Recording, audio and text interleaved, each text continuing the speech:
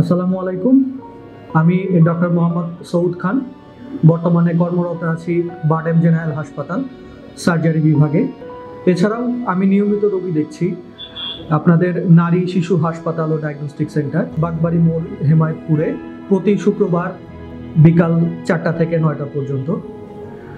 আমি যে সমস্ত রুগী দেখছি এবং নিয়মিত অপারেশন করছি এই হাসপাতালে সেগুলো হলো হার্নিয়া, হাইড্রোসিল, পায়খানার রাস্তার ফিশার, ফিস্টুলা, পাইলস, এছাড়া পায়খানার রাস্তার অ্যাবসেস, পেরিয়ানাল অ্যাবসেস, অ্যাপেন্ডিসাইটিসের রোগী, পিত্তথলি এবং পিত্তনালীর পাথর এবং তার অপারেশন সমূহ, তার চিকিৎসা, এছাড়াও স্তনের টিউমার এর চিকিৎসা এবং অপারেশন, এছাড়া চামড়ার উপরের টিউমার, আলসার এবং ডায়াবেটিস এ আক্রান্ত পা এর চিকিৎসা এবং নিয়মিত অপারেশন করছি।